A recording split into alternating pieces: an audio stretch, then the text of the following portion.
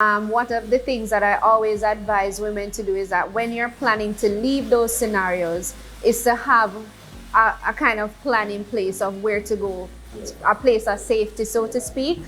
Even looking at the statistics of last year, we found that 97% of those cases in Jamaica where you had a man murdering a woman and that kind of thing, it is within a week after the relationship has officially ended. Teach my boys to appreciate that no means no. Right. No don't means go. It means no. It doesn't mean persist Yes. either. It doesn't mean try Yes. harder. Let's educate our men that it's okay to hear no. Let's educate our sons to love and nurture our women and just strive for a better society. We need to really protect our women. Hey guys, welcome back to season 2 of Faded Conversations. We are at the Fade Room and we are the co-owners of the brand. I'm Stefan Chad-Horton. And I'm Anuki Miller. And we are ready to take you back into all of the interesting topics that we want to discuss this season. Stay tuned because there's going to be so much more to look forward to, all right? All right, join us, guys.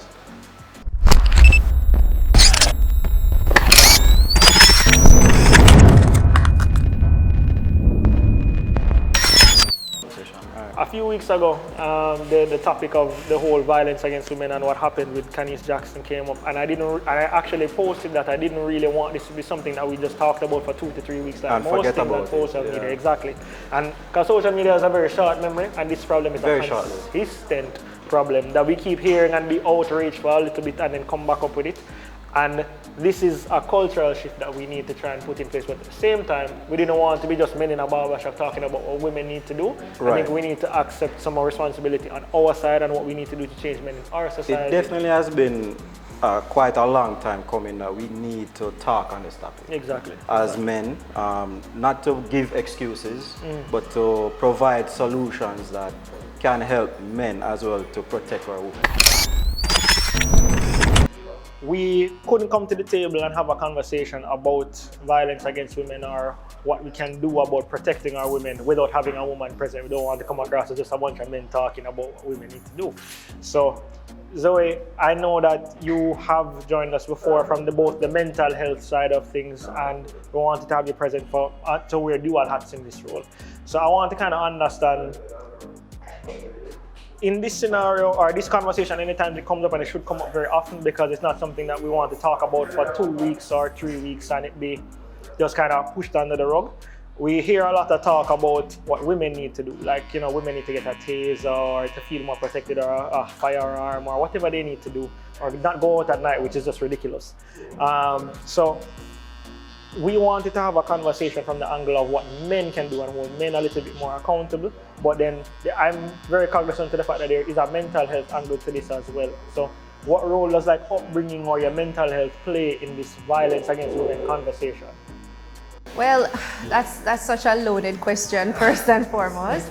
And thank you for thinking of me in this context as well, because, you know, oftentimes I am on the tail end of things where the victims, quote unquote, are coming to me. And oftentimes, you know, court-ordered persons who are perpetrators of the violence are there as well. And one of the things that I have realized with a lot of the men is who are perpetrators of violence against women in general have a lot to do with the culture, being that they're thinking that it's okay. It's something that they have seen. It's something that's been brushed under the rug. A lot of the time we are thinking that our justice system won't come up anything. So if it is reported, you know, there's always that empty threat of call the police, no? Or, you know, or there's not much follow through that happens. But in general, one of the major things that comes to mind in terms of what men can do in the fight against violence against women is to respect boundaries, be aware of what those boundaries are. You know, we have so many platforms about feminism and rights of women and so on, and men feel like, you know, just simply reposting is enough. But to be vocal about it, to say, you know, I am very much in support of a woman saying, no, you can't do that to me, or no, it's not okay for you to expect this when I give you that, you know. As a woman growing up in Jamaica, one of the famous phrases my father drilled into me from very early was, freeness is penis. I know that sounds quite controversial, but you basically know what the exchange means. You can't expect anything free from a man without expecting that you have to give something in exchange. And so that whole culture has been seemingly normalized, I would say. I was talking to Andrea about it a little before this, that that whole, like, us in a setting like in a barber shop or a car wash, when we hear certain things like, yo boy, I did take a girl on a date last night, so I'm gonna link her for the thing in the evening. Yeah. We kind of just so desensitized to that, and what we hear in those settings, that we personally don't think anything is wrong with it. We kind of laugh it off. We just kind of sweep it under the rug and hope that it's not really so it go. So it's and I think that especially in the party culture, that whole thing of you bring out girl and you get girl drunk and then you expect thing at the end of the night is a big part of our culture, whether we want to admit it or not. So, and we have put on party for 15, almost 20 years now. So, yeah. I mean, even working in the nightclub atmosphere. I mean, for me, it's a day in, day out thing. You know, and you have, unfortunately, you have some women. The first thing they're gonna ask is that you're gonna buy them something to drink. I think it goes both. The education goes both way also. Because you have women who enable men, and then you have some men, when they are enabled, then they don't understand or they lose all sense of boundaries once they've stepped into the realm of, okay, here's an exchange for an exchange, so where does it stop? Exactly. Even to add to that whole thing of the whole male ego and what it is to be a man, that whole inflation of, oh, you carry a girl out, so you must get certain things so you can talk about it in the barber shop and stuff. Perhaps we can change the face of it to say that it is, you are a big man if you respect her boundaries, or you're a big man to say that, oh, we just take with time, there's always this thing of ridicule to say, what you waiting on, or, there's that, a lot of ridicule, The people that you bring around you can't condone these kind of conversations either, because a lot of these situations that we're seeing that happen to Canis, that man has friends, that man knows that him stay so, that man knows that him probably think that way, and a lot of these situations where we see about violent men or violent actions, their friends around them already know them have these tendencies, or they run a little thing, or they've said something in the past and then they take it as a joke. Yeah. Joke can only joke so much until joke is not a joke anymore type of thing. So mixed culture, I mean, that's a big part of Jamaica. Exactly. The gimmicks culture. Yeah, so, exactly. You don't want to be telling a story and, you've given. And then your There's no brother asks reward in the you, end. say, so they go on by your side. So we as friends need to change the conversation and change how we talk about the experience. True. Now, first of all, we need to have a national campaign to educate our boys, right? First thing, they need to realize that women are not our property. The expectation, and then women, on the other hand, need to understand that not because they get wally lick means that the man love you. We need to change that culture. Next thing, we need to have stricter penalties for these perpetrators. And then as women now, as the victims, they need to stop this whole mentality like, guess what? We are the victim, not gonna come out right. As you alluded to that, Zoe, as you alluded to the conversation, we need to cut out this whole thing where you say, boy, people are informer. You understand? You know, so your brethren is along this line. You know, so them have these traits. You know that they are about this. Come on, man. Set the bar, set the mark, cut it off. We need to get rid of this whole informer because you know, so, yo, this person stays so, him stays so. Come on, advertise it, let people know. I definitely wanted you to be a part of this conversation because not only because we're both fathers to daughters, but you are in a very unique position on a daily basis how you do with social butterflies, because your promotions company is probably one of the most reputable promotion companies in Jamaica, Yeah. and you have to deal with young women who are going out there to talk to strangers every day. Right. Usually in not so comfortable settings, wearing not so covering clothing, Right. all those kind of things. Like, how do you on a day-to-day make the girls that are in your team feel safe, or what do you tell them, or what do you put in place to make them safe in that environment? Well, as the gentleman here pointed out, that I do support your notion that there needs to be some nationalization as it relates to our approach Yes, to definitely. this issue, Yes. because it needs to be addressed, and it needs to be addressed at the core of it, Definitely. right? And to answer your question, Chad, working with young ladies, and we participate in promotions, we work at events, so it puts the ladies in different scenarios, different Yes. situations, Yes. different environments. And the one that is most concerning to me is when they go to events, and you find that it is much more heightened at that point, because we're dealing with drunk men. Definitely. And not only that, you're dealing with drunk men who are being served by these ladies, if it is a setting where they're doing bottle service per se. Yeah. And it's a service environment, so tips are going to be Yes. expected. Right. So there we go again with the exchange, right? So this girl, you're coming to serve my table. Me and my friends, and we're buying 5-6 bottles of Hennessy, and at the end of the day, we're going to tip you. So if I feel like pinching you, or if I feel like touching you, or if I feel like talking to you in a certain way, you should be okay with that. Because here I am spending $100,000, and at the end of the day, I might give you a $500. Reality. Yeah. And the type of entitlement that comes with that expectation, it is ridiculous. Yeah. So we make it a top of our priority to provide training for these ladies, Yes. and we put them in situations and actual scenarios and how to deal with it. So I am a patron now, and just make me $1 million. Decide to come to one of your event. Right. I might see Zoe and think that because Zoe is wearing something with like a cleavage, she actually dressed for me, Right. and she dressed to impress me. How, as a man, would you expect me to deal with that? Because when you have these girls, they are way out of my league. I'm out of my depth. Right. You understand me? Basically in the deep. But what is giving me that confidence is the money in my pocket. There we go. Are you saying that you have facilitated or offered that amount of scaffolding where these young ladies are actually trained to deal with these persons on a daily basis? And I'll give you a perfect example. So I tell the ladies that you are here to work. Yeah. You are here to make money. You're not here to make friends. And most importantly, you're not here to make enemies.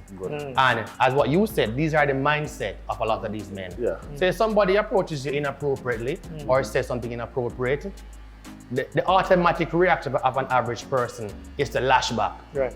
Hey boy, don't chat to me Yes, so. yes, yes. Or, don't, you know what I mean? So, Yeah, so yeah. instead of deflecting back that same negative energy, Yeah. flip that into a positive, flip the script. So he now can look into him and says, you know what, I just passed my place with this girl, but she was respectful to me. Because you find that when the girls or anyone at all, they deflect back the same energy, it escalates it. Yes. So it's a psychological approach that I teach them to use, and in most cases, Yeah. it does work. Thank you. When it comes down to the inappropriate touching, that is where we draw the boundaries. Yes. So I advise them to please stand up for yourself. So if somebody pinches you or touches you inappropriately, Yeah. let them know respectfully, sir, I didn't appreciate how you touched me a while ago. Yeah, yeah, right? I'm here to work, and and I would appreciate you treat me with some respect. Definitely. So Okay, all right. one thing I would want to have us, from an employer standpoint, is to empower our women that no money is good enough to accept that disrespect Great, from a man. great. And support Yes. them. Support their claims when, they come and say, this guy disrespect me, or he's being touchy or anything like that. And stand up for them. Let them feel that you have their backs and Yeah. that they won't, one, risk losing their job. Because remember, these are livelihood for them. Yeah. They're probably already in a situation at home where it's already abusive mentally, right? Because they can't afford to pay the rent or they can't afford to buy the food. So they depend on a man already. So if they depend on a man at home and or depend on a man in the workspace or the employer, we have to protect them both ways.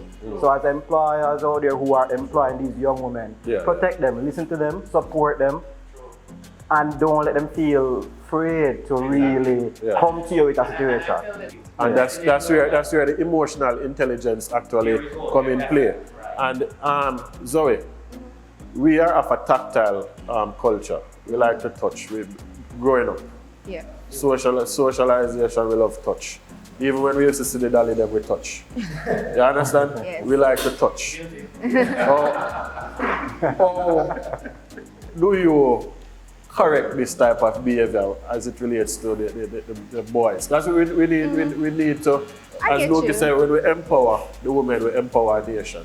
Right? We refer to Jamaica as her.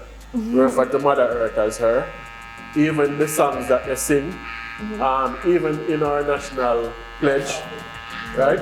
We have we say that Jamaica may under God increase in beauty. Beauty refer to a female figure versus a male. But you notice with all the examples that you use, nature, Africa, the land, these are all things that men generally control, manipulate, change around, and even listening to you guys a while ago, certain language and what you use. If I was a victim listening, I said, but these are excuses, man insecure, man this, man that. You get what I'm saying? So it's little things, subtle things like this may tell a woman, you know what?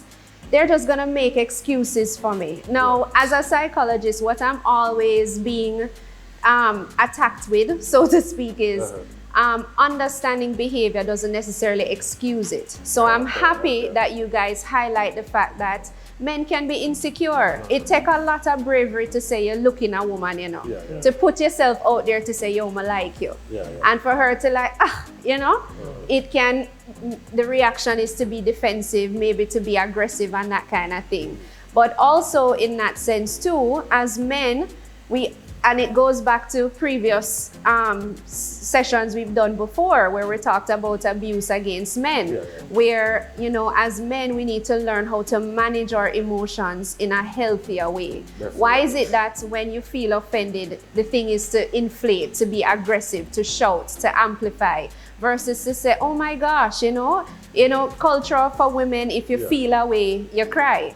Or you get very verbal about it, but not necessarily resort to physical things. But you know, it's a similar thing with men in terms of managing emotions. You get excited, you want to touch, yes, but again, learning to manage those emotions. Just like with the training you do for how women should react in these situations, men just the same to say, may have to change the culture in terms of how do we approach women. Does it have to be a case where you laugh and touch the shoulder? Does it have to be a case where there's this give and take of tipping or paying for dinner and expecting that? You know, so you guys bring up a lot of very good points, but even in our language, when we talk about these things, we have to be very mindful as well that they don't come across as excuses, but more explanations. So yes, it gives context because again, there can be backlash from this, but when you look at the situation with these instances where men end up shooting or hurting someone, there was a build-up, there was a cascade, and I think one of you mentioned before that women take advantages of situations as well, where they may lead on the thing and give the impression that, but at the same time, at the end of the day, one can change their mind. Yeah, that's a very important thing that we need to touch on as well, the whole consent part, because it's not just about, okay, yes, you went out for drinks, or yes, you've seen this person more than once, that equals, yes, something is going to happen. You could have done something, or there could have been some interaction that changes her mind along this process, and she's free to change her mind, just like we are free to change our mind. If we take a girl out on a second date and we see her do something that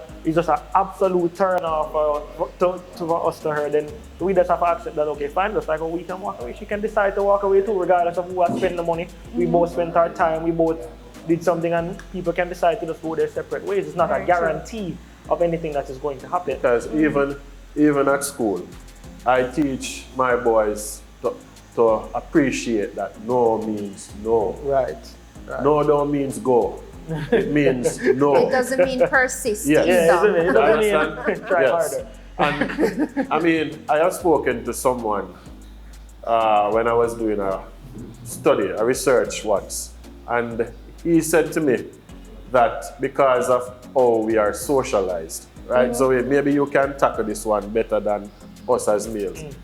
He said to me that most of the family structure in Jamaica, they are matriarchal versus patriarchal, right? So the mothers never, maybe 90% of the female don't leave.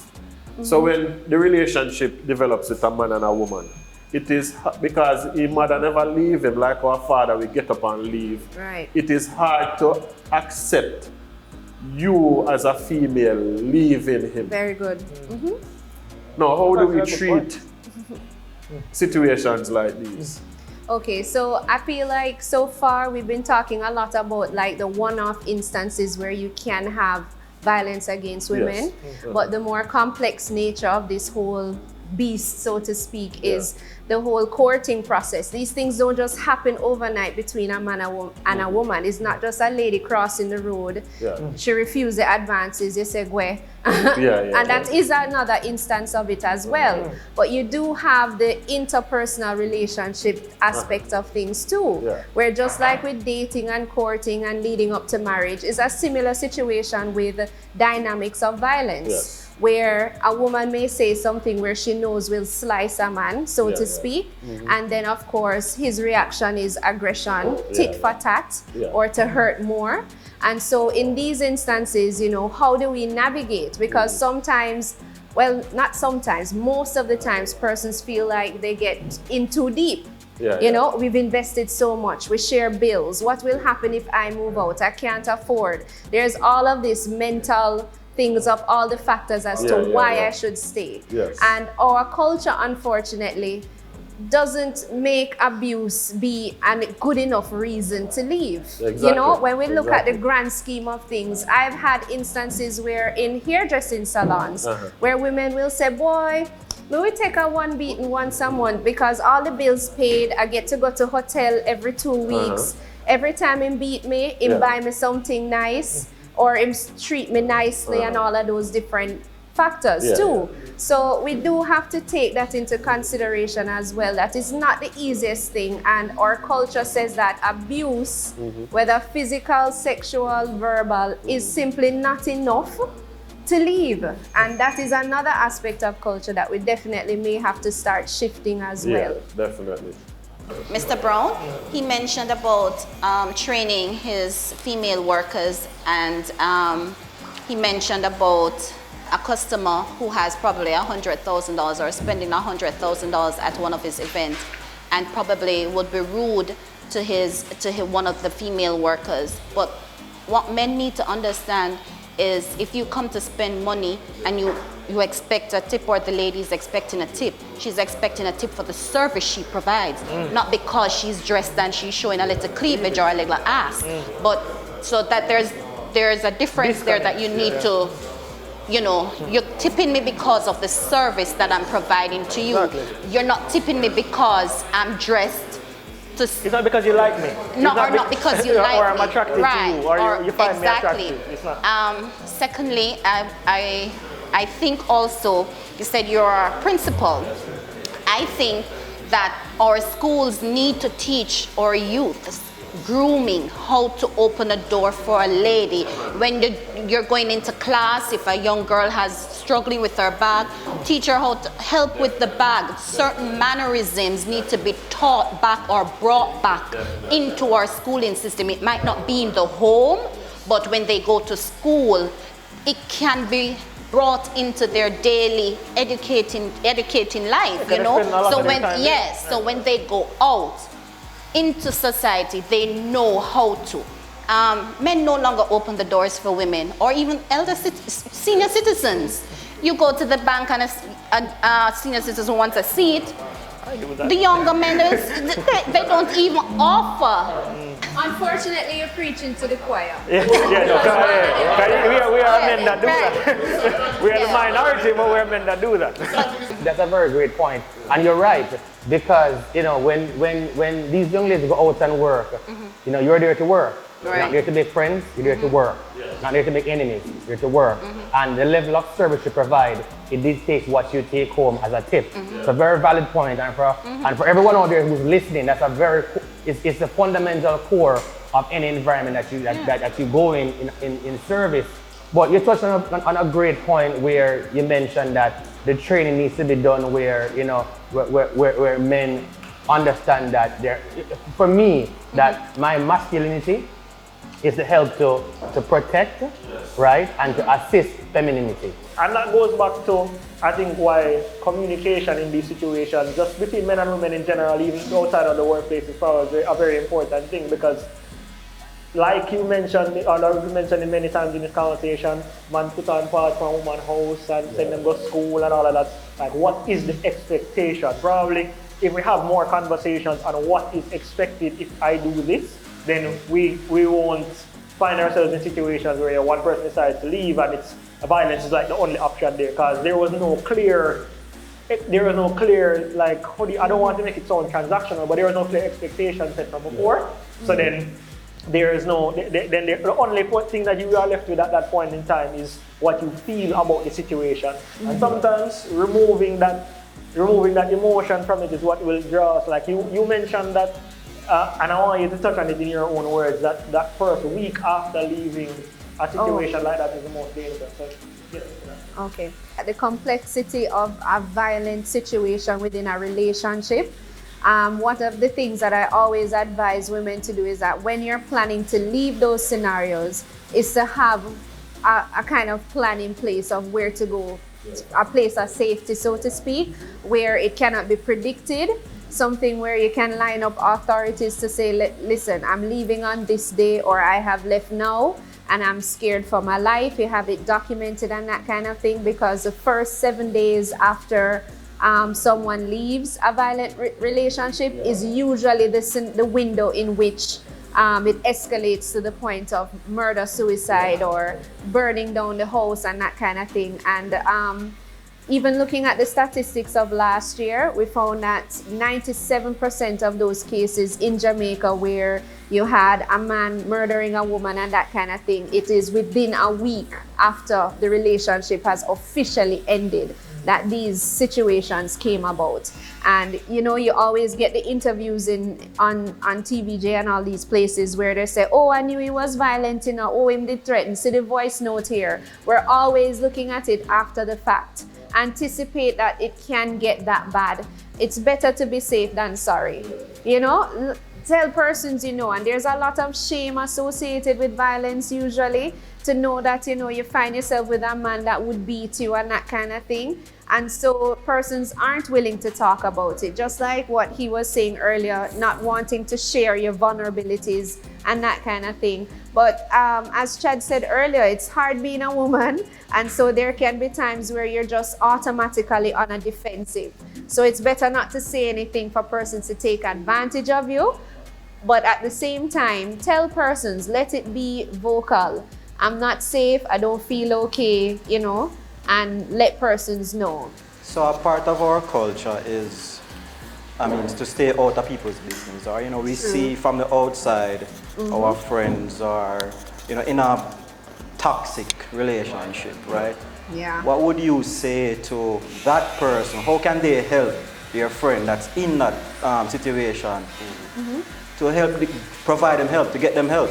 Okay. How can we do that? How can we assist? What's the best approach in your professional I'm very opinion? happy you asked that question, because we have, as persons within this field of work, psychologists, social workers, pastors, there's an act of confidentiality.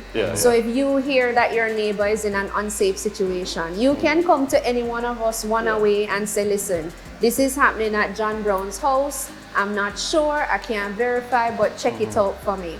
And if you find that person is not doing anything, go to someone else. I am happy to say I'm not the only psychologist. There's not just one social worker. Yeah. You know what I mean? So you can go to these persons, and if they say, who tell you? It is by law, it is prison work if we say where we get the information from, so to speak.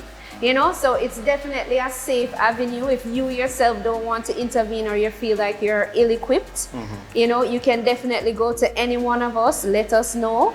CDA is there, the OCR. courthouse is there, OCR, JDF, Sissoko, all of these different places. But it could be something as simple as just going to your pastor and saying, I'm not comfortable with this, and they have the line of persons that can go and investigate the matter. We talk about mothers, right? I want to as Chad mentioned, you know, we're fathers. You know, I just became a father, 3 years now, right? And my wife, she's a psychologist, so she used to do social work, so with the SOS Village. So she has a background and she thinks like you. So my daughter, you know, so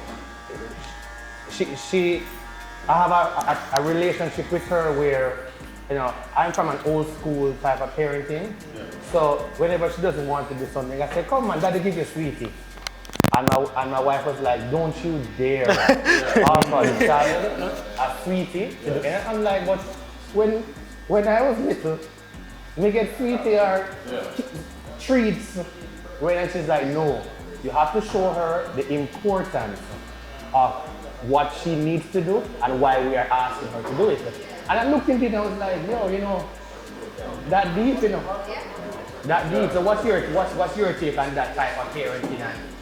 And you know, that common thing, giving your kids sweetie for rewards for doing things. We do put a value on instant gratification, gratification and not necessarily, as I said, a long-term building with someone or a partner. Because, you know, one of the major issues I have with like a lot of my clients now when we're doing like occupational therapy and stuff is, go back to school. It's 3 years, and after this you have job security. But miss, them hiring now. On a more serious note, gentlemen, let's do everything we can to protect our women. Let's do everything we can to educate our men in what we need to do. Let's educate our men that it's okay to hear no. Let's educate our sons to love and nurture our women. And just strive for a better society. We need to really protect our women. Like, it's really bad here, and we all need to work together. Men, women, you know, children, kids. Like, let's just live in love, right? And do the best we can to protect each other.